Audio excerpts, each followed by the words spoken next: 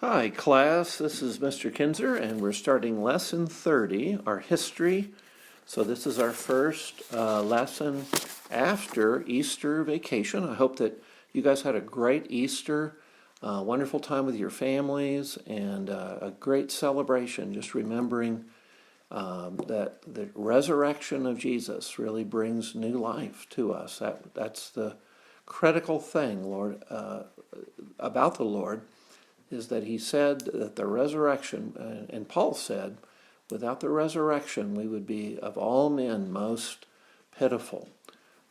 So we look forward to a future hope of being with God, that this life, when it ends, it's not really the end. There's an eternity, and Jesus has gone before us, and he's risen from the dead with the power of God. So we expect that power, which has raised Jesus from the dead, is the same power that God uses in our lives. Can you imagine that? That powerful resurrection of Christ, that same power is the power that he's given us, and he's working in our lives. So I think the message is that we would yield to God, that we would surrender to him and call upon him and thank him that he's made a way to deliver us to the riches of Christ, away from just the worthless things of the world, the things that will perish, the things that will just die.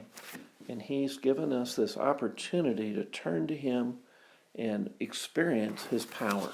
So pretty exciting, very exciting thing about Easter that it just reminds me every year. I just appreciate so much what Jesus has done for us. So I hope that you all are doing well. I hope that you're staying isolated and that you're enjoying some kind of a new shift of being at home more. And I want to encourage you to just keep up the good work. Make sure that these notes get copied down in your notebook, and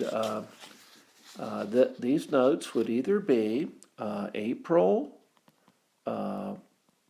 14 or April 16 if you're in the Thursday class. So that's the actual day that you would copy on your note sheet. So go ahead and either use April 14 or April 16. This is week 30. That's what lesson 30 means. We're in the 30th week. And let me begin. We're talking about the Roman Empire. And of course, Roman Empire really was the mechanism that God used to spread Christianity. So I'm going to just put down these notes and encourage you to do the reading in your textbook and review your notes as you have done all year, and you'll be doing good. You'll be ready for the tests that we'll have soon, and also you'll be ready for the exam at the end of the year. So we want all of you to finish strong, to complete your work, and to put your work in a folder and hold on to that folder, but send your tests and quizzes to RGES. Whenever we do send a test or a quiz, go ahead and just mail those so that we can get right on those and try to get those back to you as soon as possible. So one of the things that we see with the Roman Empire is we see that during this time, the spread of Christianity takes place. The spread of Christianity throughout the empire. We see a couple things that occur. One is that there's peace and unity. Peace and unity that helped with the spread of Christianity. So this spread, as Christianity now goes across Europe and goes even into Egypt and Asia and the different parts of the Roman Empire, that was helped by the peace, because there was a lot of peace through the Roman Empire, and also the unity. There's this big empire, and people could travel freely, and Latin was accepted as a key language. But most of us know that what's the lingua franca of the ancient world? Do you remember what's the language most used in the ancient world? Greek, right. Greek. And of course, Alexander established that, and that Greek is the language of the New Testament. So the New Testament is also going forth throughout the world. Now, there were great Roman roads. In high school, one of the things that I like to do with the ancient history class is show those ancient roads, a big network that went throughout the empire. And of course, these roads conducted the Roman legions. So the legions could march very quickly from one part to the next because they had these nice roads that were already laid out. There was drainage on the roads. They actually had a high center, so water was shed to each side. They did a lot of engineering when they put the roads in. And we also see Roman laws, and the laws were really those laws that kept the empire together and under a lot of the same purposes and values. Romans' laws. Now, they also had, in the Roman Empire, a common language. And we mentioned that was Latin. And they also had a common culture, the Roman culture. I didn't spell that one very well, so let me go back. Roman culture. There we go. And so this was common, and because it was common throughout the empire, Christianity spread very easily because it was the same culture. It was the same culture. You'd go to Spain or Hispania, and they would have, Spanish food and things like that. But they also had Latin things, and they used Latin words for table, tabula, and they used for house, domus. And then you go over to Italy, and Italia was the Roman word. And Italy, of course, was fully Romanized. But you take even areas like Etruria, where the Etruscans were, and the Etruscans had been Latinized. They had turned into Roman citizens, and so they did all kinds of things that the Romans did. You went up into Germany. Now, Germany was not as Latinized or Romanized because they were a lot of wild tribes, and they eventually invade Rome and come sweeping into Italy. But even some of them were influenced by the Romans because the Roman culture was so strong that even though they didn't subdue the Germans, what was that area called? Germania. Remember that from your map? Germania. Or up into England, Britannia. And so each of these countries had Roman names to it, and it was influenced by the culture. So that makes it easier for the Christian message to spread. Now, Peter, the Apostle Peter, was primarily apostle to the Jews.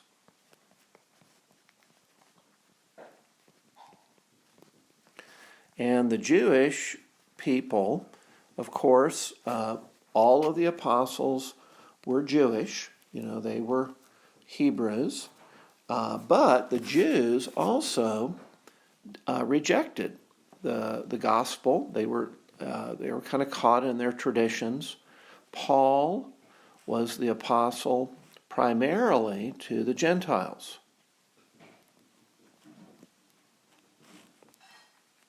So both Peter and Paul were apostles. And I want to make a note that Paul was also an apostle. You guys knew that. And Paul went westward into Europe, and he carried the gospel into Europe. And we see this happen in Acts 16, is where Paul begins to take the gospel westward into Europe. So the Lord added daily to the church. It says in Acts, people really saw the Christian church, as they do today, They saw the church very appealing for a couple reasons. Really, the church gave them great hope, just like we talked about the resurrection power of Jesus. Well, that's a very hopeful message. That's the reality of Jesus' resurrection struck people, and they put their hope and their trust in Christ. Another thing that was very appealing was the love of the Christian community. I know even today, that's a big thing that gets people's attention, that, gosh, in the church, people really do care for one another. They give and they spend time, they help each other. That love and community is really, really important. So the hope, the love. They also, in the church, saw that the church reached out to the poor. So a lot of Romans, they were into making a lot of money or becoming successful, and they kind of overlooked the poor. But the church took lots of people in. The poor people really knew that there was great care and comfort that they could get by becoming a Christian, because there were people who really cared for them. They had the love of Christ. So let's put down the love of Christ. And then, of course, there was miracles. There were signs and wonders, things that happened, people that were healed. We see accounts of that in the book of Acts.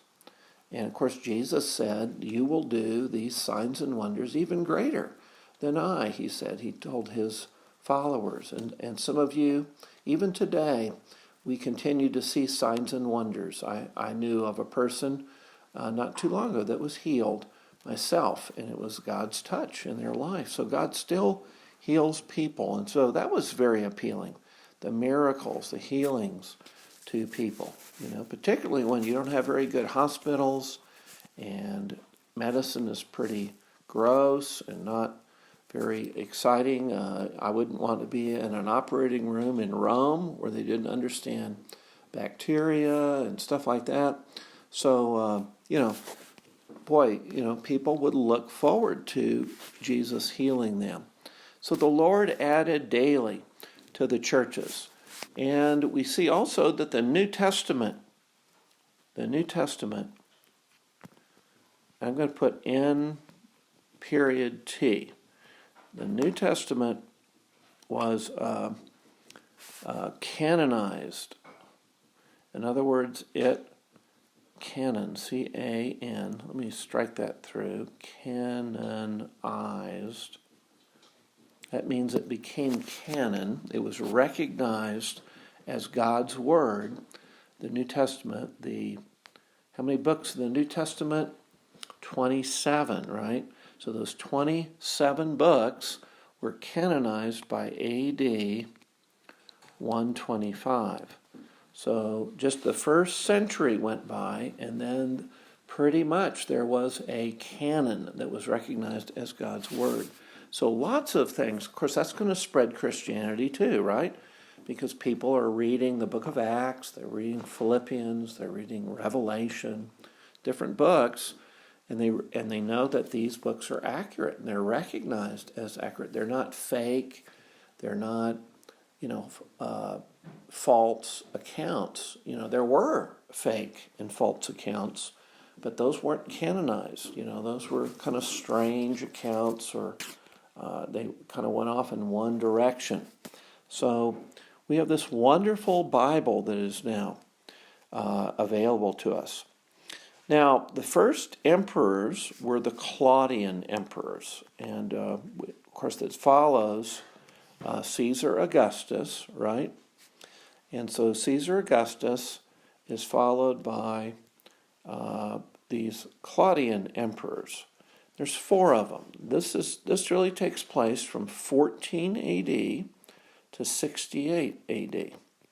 There was 4 emperors, and you probably will recognize the names of some of these. The first one that we're going to mention is Tiberius. And Tiberius was emperor at the time of the crucifixion. So when Jesus was born and went to be crucified and resurrected. Tiberius was emperor at the time of the crucifixion. Then there was Caligula. And Caligula was a very gross, insane emperor. Some of you know that the emperors, some of them were insane. He was one. In fact, he was the one who actually selected his horse as an emperor. Can you imagine that? Setting up your horse to be the next emperor. Isn't that amazing? Well, he got away with stuff like that because he was the emperor and they had total power.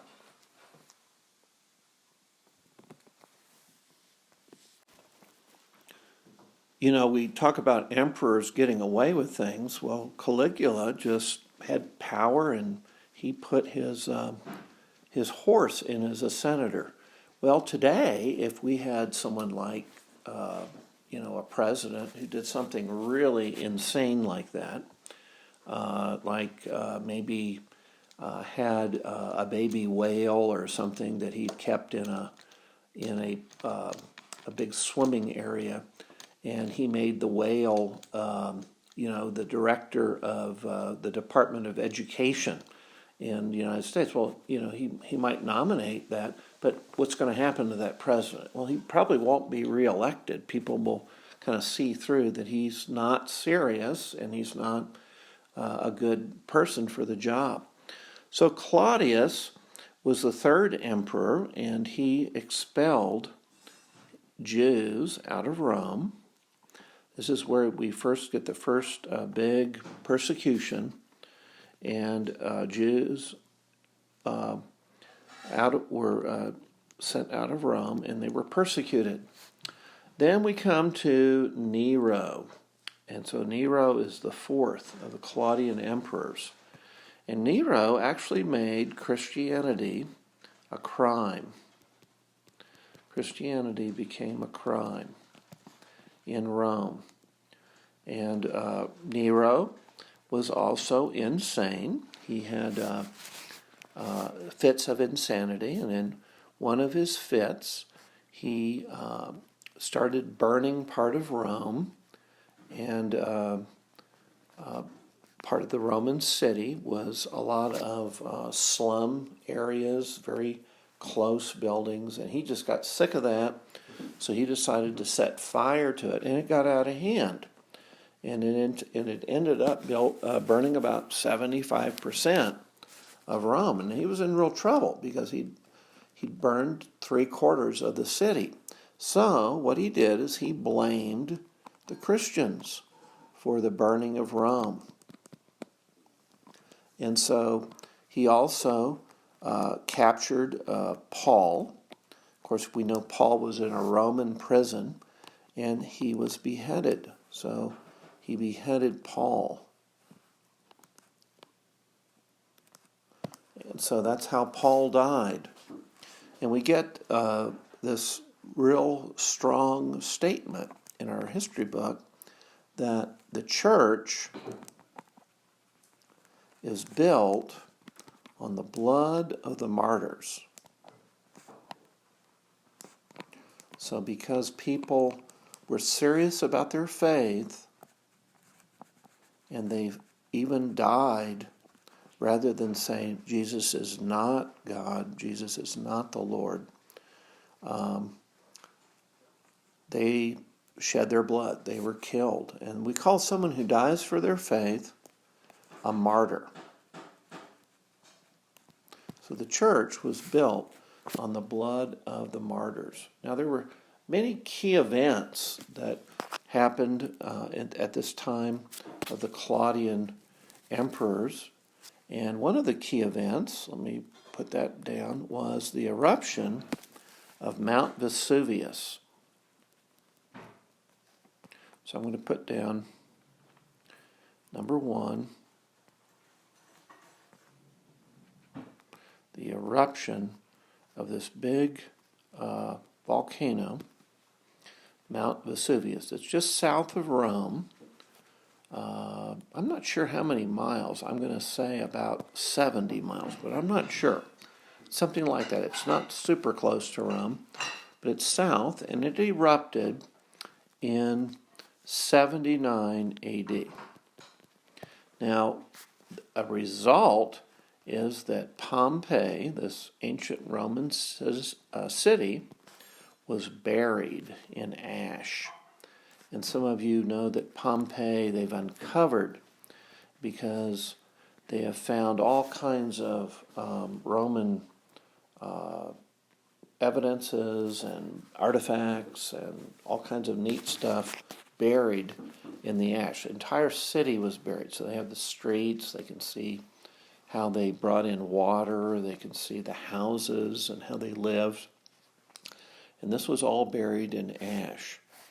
Okay, that's a fascinating study to read about Pompeii. I was a little surprised this year no one picked that as a topic for their paper, because that's usually just a super interesting topic, a lot of information on that. But, if you didn't this year, you can do that another year. You might even do it as a university paper.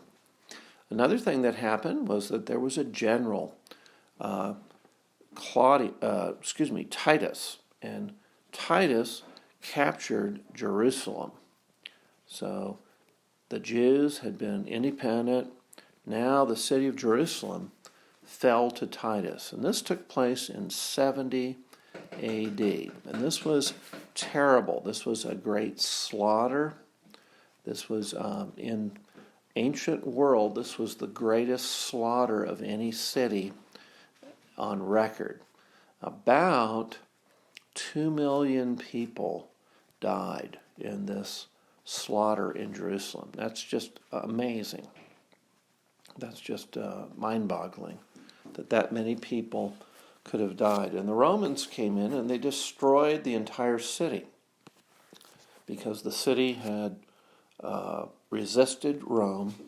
The entire city was destroyed. Also, the temple, the great temple of this is not Solomon's temple, but this is the temple that was a replacement for Solomon, but the temple was also destroyed. And the Romans, in order to find gold, and they wanted all the wealth of gold and silver that was in the temple, and we're just going to use a symbol for gold. The element gold is AU. Some of you know that. The Roman name is Arium, and so we use that it's a Roman Latin term. And silver, all of this gold and silver melted inside the temple. Now the symbol for silver is AG, okay? And so the gold and silver melted and went down into the foundation. And so the Romans, down in little cracks down in between these big blocks of stone. So the Romans dug the whole thing up. They turned over all of the stones, and they just completely wrecked the temple, trying to get all that gold and silver out. So it was a total slaughter of the people. One historian says 1.1 million, but they think even more. When you look at all the people that died, they think it was close to 2 million, just about 2 million people. Okay. Now, other emperors I'm going to mention, and then we'll stop with this part 1, but other emperors from 96 to 180 AD included Trajan. Trajan has a famous arch that's in Rome. He was a general, and he pushed the boundaries of Rome, of the empire. He pushed the boundaries all the way to the greatest extent. So it included England, way up there, Scotland, and then west to the Danube River. So the Danube. Let me see if I can spell that Danube a little bit better so you guys can see that. Danube. There we go. Now, a second real important emperor is Diocletian. Very wicked emperor. He came in 303 AD, and with Diocletian we have the most severe persecution of Christians yet up to that time. He tried to rid the Bible, tried to find Bibles, and he tried to then kill all the Christians. So this was a big, big persecution, the biggest one yet, even far bigger than with Nero, who was also a very famous persecution. So with Diocletian, we have a situation where he was the first emperor who saw that the empire was getting so large, it needed to be divided. So he divided the empire into sections. And he decided on 2 parts. Okay, so Diocletian is really famous for the persecution in trying to wipe out copies of the Bible. And he's also famous because he first divided the empire. So we'll finish part 1 here, and we're going to move right into part 2. So follow me into that second part.